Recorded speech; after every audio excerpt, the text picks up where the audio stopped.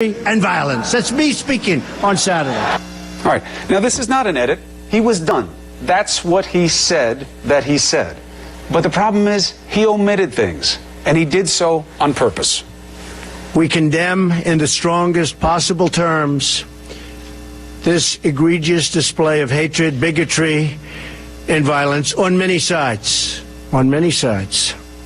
Those were the most important words because it drew a moral equivalence between Nazis and those opposing them. That was the whole point. He left it out. Not a coincidence. And what about those people he so condemns? I hit him with everything. I got the white supremacists, the neo-Nazi, I got them all in there. Let's see. The KKK, we have KKK. I got them all. Okay. Well, here's what he said about those very same people when pressed by CNN's Jim Acosta. And you had some very bad people in that group. But you also had people that were very fine people. You had people in that group that were there to protest the taking down of, to them, a very, very important statue. What fine people protest with white supremacists? Even if you went there with a pure heart to talk about the statue, when you saw what was going on, you would leave, and that's why there is no proof, whether it's Vice or the reporters on the ground or anything you can find, that shows there was some parallel pure movement there that was just about the statue. The statue was a ruse, and the people who were there were hateful. These are those people. Jews will not replace us! Jews will not replace us! Jews will not replace us! All right, enough of them. That's what they were saying. It wasn't about the statue. It was never about the statue. It was about hate and getting a platform from it and then getting a favor from the president.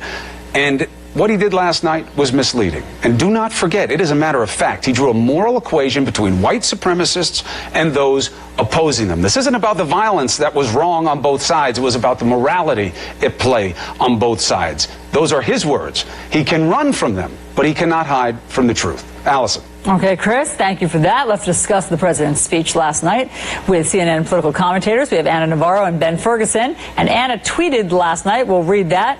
Only possible defensible explanation for Trump's disgusting, unpresidential, narcissistic behavior would be early onset dementia. Okay, welcome to both of you. Morning. Good morning to you. And good morning to both of you. Anna, listen.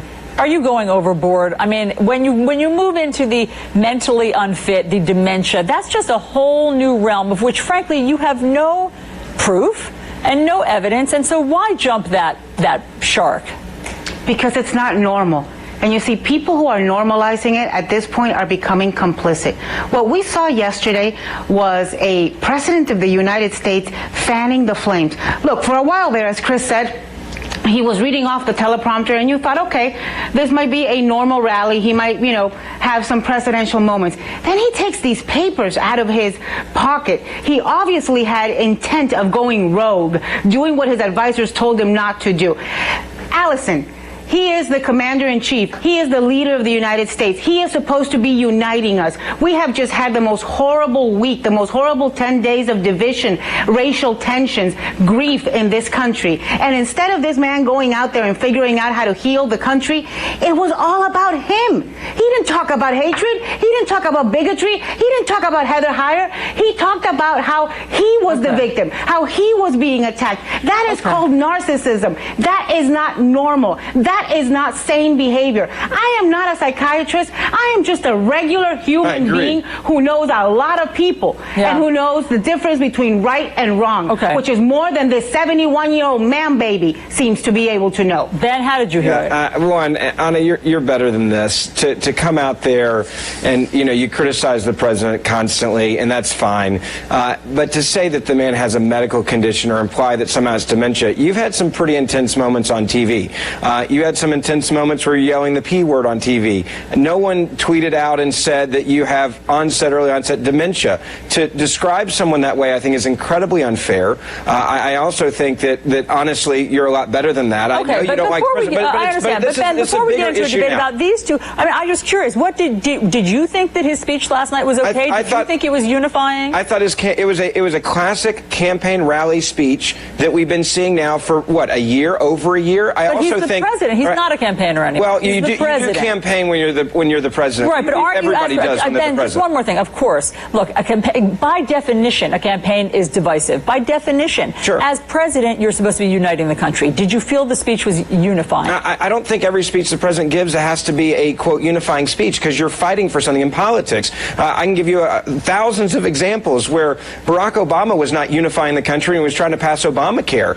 Did anyone say that he was unhinged or had early onset dementia? No.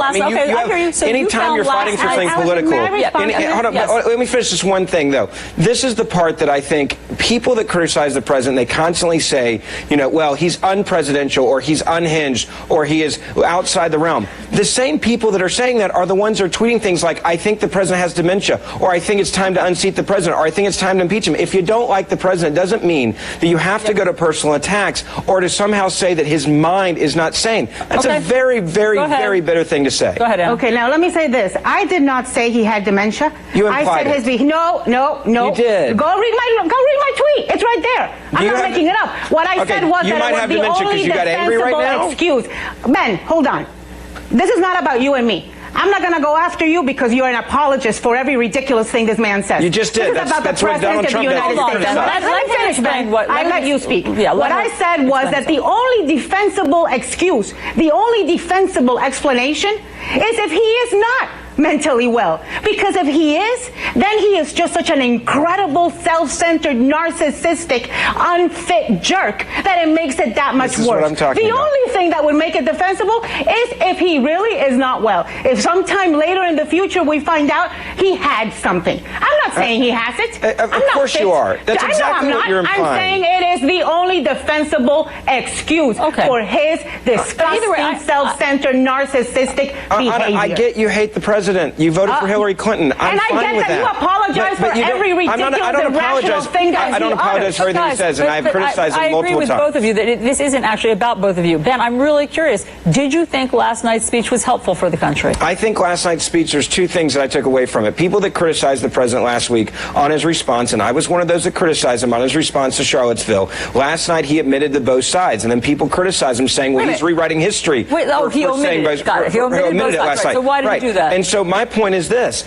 Last night, I think the president understood and pivoted to become a better president on that issue and not keep doubling or tripling down on something that he shouldn't have said. So now, but hold on, everybody Ben. there. He wasn't admitting it. He was omitting it. They're two completely diametrically opposed This is where I disagree. We all last week, everybody's saying, I hope we see a new president. I hope that we see him come out differently. I hope that we see that he changes his tone. I hope he won't continue to use things, taking out a piece of paper from his pocket and saying something different than what he actually had said. Omitting the pivotal part. This is where I think you look at it completely different than I do. I think the president last night was more responsible than he was a week ago. We should be glad that he was more responsible and to not go back to the both sides rhetoric. It's what everyone said they want him to do, right? They all said, you can't walk out there and you can't have a moral equivalency between the both sides. Last night he admits it because he doesn't want to keep putting it out there. But he didn't admit wrongdoing. He omitted it as though it didn't happen. This is what I said. At a campaign rally last night, I don't think anyone there last night thought he was, quote, rewriting history. I think what they thought last night was he was actually having a rally with his supporters, with his base, and he didn't say some things that were hurtful. He said a week ago, because if he would have come out and said the whole thing, people would have said he's tripling down, he's quadrupling down on this. One more thing before I let Anna get back in. Do you think that, you said he wanted to not hurt anybody, do you think that he's hurting reporters and the press with his language? I think if you're going to go after the press, you have to be very, very clear who you're going after. Specifically. Do you think the press as a whole, do you think he's ginning up animosity and hatred towards the press? That's a tough one, because I do think, let me give you an example. Last night, if you just look at the reaction, there are so many people in the press that are trying to imply that he's unhinged, or he's not mentally fit, or he's totally out of control. Taking it wall to wall. Right. No, but this is what I'm saying. When I watched last night's speech and then came over to talk about it, I didn't think last night was anything outside the ordinary, except it was an ordinary speech from the president to his supporters and rally. Fair enough. And people say he's unhinged and crazy. And we let you have your say. We let you have your say. But should the president be using this inflammatory language about the press, our freedom of press. I think when the press starts implying that somehow you shouldn't be president, or somehow you're in this disaster zone, or that you're acting as a 6-year-old, as I've heard people in the press literally say, you have a right to defend yourself. Do you think he's inciting hostility towards the press? I don't think it's hostility. I think he's playing fair game. I think it's a fair fight. The press can take care of themselves. I think the president can take care of themselves. I do think we need to have a bigger discussion about it, and both sides probably need to tone it down. Go ahead, Anna. Look, I think what we saw yesterday is the real Donald Trump. We have seen in the last few days a Donald Trump that sometimes sticks to script, that sometimes reads off the teleprompter, and that I think gives a lot of us, soothes our nerves, if you want. But when he is the real Donald Trump, when he is speaking from his heart or lack thereof, when he is speaking off the cuff and his genuine thoughts, it is a scary reality. It is a scary reality. He was not trying to do anything for the country. This was nothing but an entire diatribe, a self-defense of himself. He couldn't get over. The bottom line is he can't get over the backlash and criticism he caused. He wants to be told that he was great, that his words were great. And since nobody is going out there and saying it, nobody with real credibility, he's out there to make the case for himself. This was not the art of the deal. This was the art of narcissism, the art of being self-centered, the art of being all about him. Yeah. He turned this tragedy of Charlottesville, where a woman died, where people have been hurt, where the entire country has been in a state of distress by seeing how broken we are, and he turned it all about him. It was all about him. We cannot normalize that. We cannot get numb to the idea that this is the president of the United States and that this is normal, acceptable behavior. It is not. It was a grotesque display of narcissism, self-defense, and being self-centered. It's a rally. This is the overreaction and why Donald Trump... It's a rally by the president of the United States, Ben. Here's what I say. What you just described last night is the classic reason why I think Donald Trump fights back so hard. You go personal as you possibly can. So does demean he. the president as much as you possibly can. He goes quite personal. Right, and he fights back. But then you say he can't do it, but the other side can attack him, say he's unfit, say he might have dementia. He's the president. Well, if someone says I might have dementia, I'm fighting back. Ben, don't we hold our president to a higher standard than the rest of us? Of course we do, but I don't think there's anything wrong with him being honest and blunt about what he thinks at a campaign rally with people that obviously love and support him and stood in line for hours. And every president that I know has done exactly that when they're talking to the people that support them in a rally. Jimmy Carter, you've heard George W. Bush have a rally, a campaign rally like that one last night? No, Donald Trump's rallies are completely different. That's right. There's no, so every president doesn't do it. No, I'm saying his style is completely different. But when you go and talk to your base, you rally them up. That's what a rally is. Keyword rally.